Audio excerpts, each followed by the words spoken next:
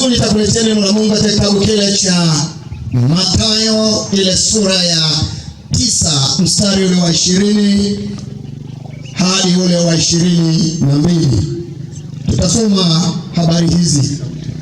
Na tazama, mwanamke aliyekuwa na ugonjwa wa kutoka damu muda wa miaka 12 alikuja kwa nyuma, akagusa upindo wa vazi lake, kwa maana alisema moyoni mwake, nikigusa tu upindo wa vazi lake nitapona.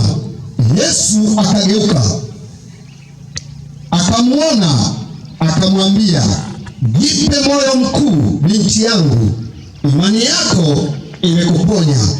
Yule mwanamke akapona tangu saa ile. Amen. Bwana Yesu asifiwe. Amina. Ninataka nizungumze na wewe mtu anayesinya, ambaye unayesikia neno la Mungu, hata kama uko mbali, ili mradi sauti inafika, basi kile ambacho Mungu amekusudia utakipata mahali ulipo.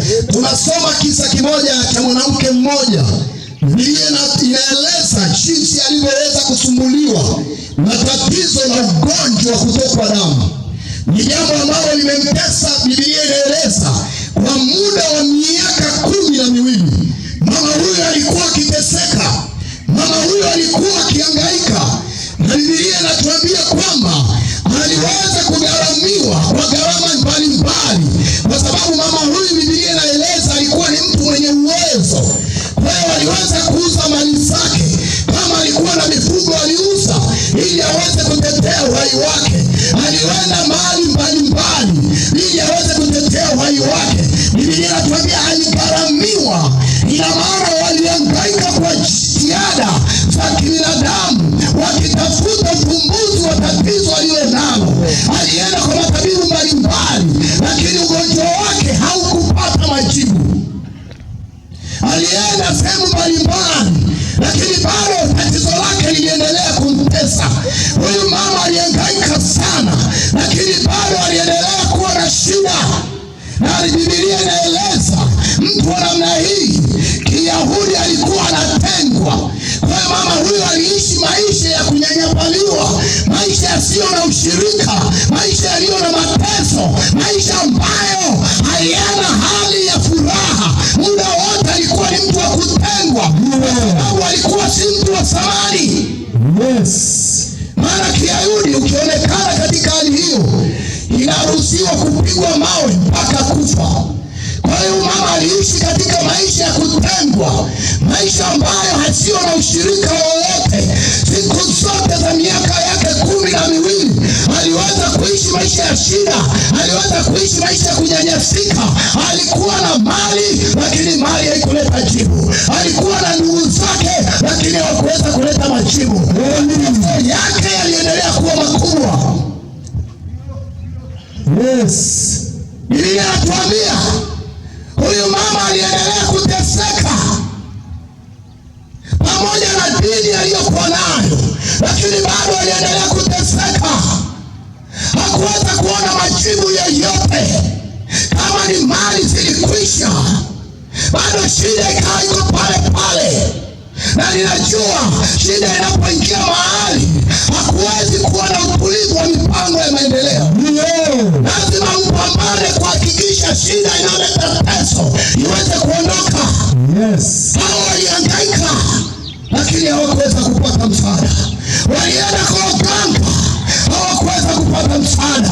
Na ninajua wako watu wanaotegemea waganga kama ndio msaada, lakini nataka nikwambie, utakuwa masikini na matatizo yataendelea kukusonga. Hakuna majibu huko. Huko hakuna majibu. Ndio. Huyu mama mali zake zilikwisha, wagonjwa bado ukaendelea kumtesa. Lakini nataka nikwambie, siku moja Biblia inatuambia walisikia habari za Yesu, yule ambaye anayetenda mambo makubwa, yule ambaye anayeponya wenye magonjwa, yule ambaye aliyefufua aliyekufa, yule ambaye aliyetakasa wenye ukoma. Leo anapita katika kijiji hichi. Amen. Leo anapita katika kijiji na shida yangu, sitabaki na mateso yangu, kwa sababu nilimtegemea mkuu wa dini, hajaleta majibu ya uponyaji.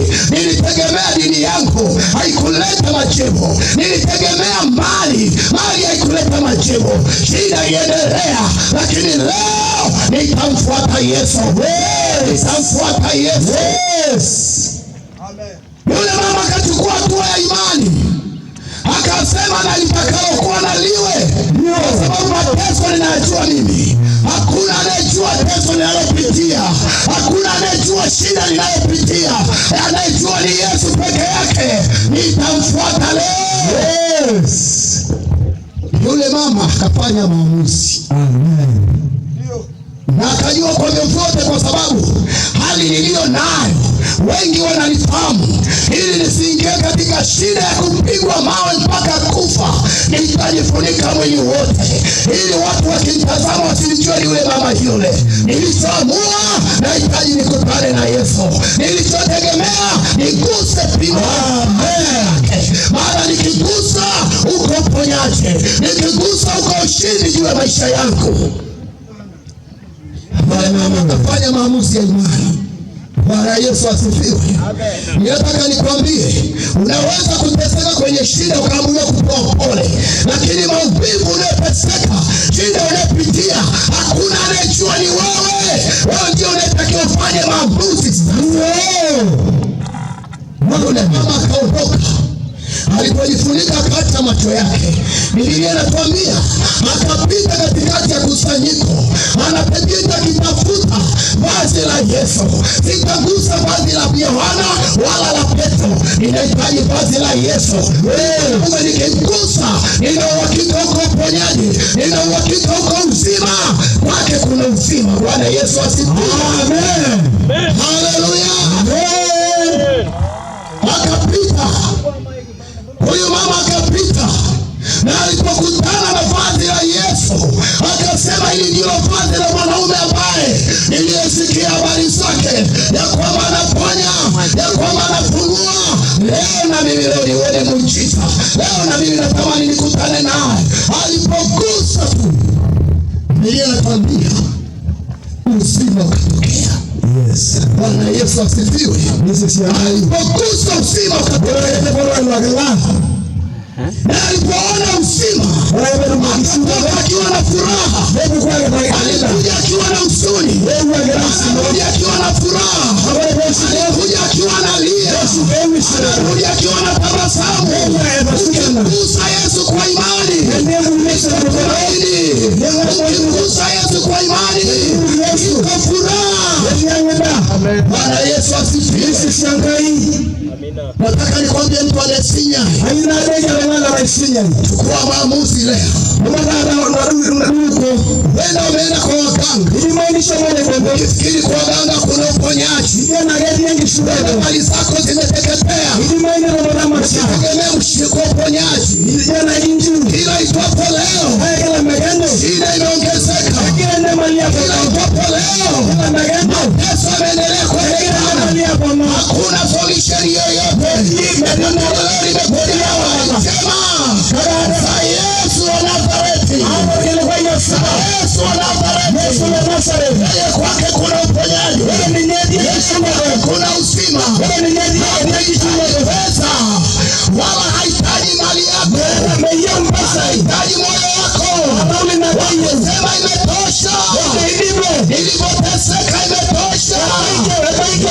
Tunakuhitaji, fanya maamuzi hayo. Ponyaji leo, ukiwa na furaha, piga makofi kwa Yesu. Haleluya. Unajua wako watu wamedanganya. Wakipata shida wako washauri, wanaokupa ushauri wa kuwa maseri, nakwambia tatizo unalopitia, uponyaji kwa waganga. Nataka nikwambie uponyaji kwa waganga haupo. Ukatakuwa masikini. Nataka nikwambie ukigeuka kwa Yesu, unaweza bila uzima. la furaha. Hata kama ndoa yako imekuwa na shida, Yesu anaponya. Kama familia yako imeharibika, Yesu kuna uponyaji. Yesu imani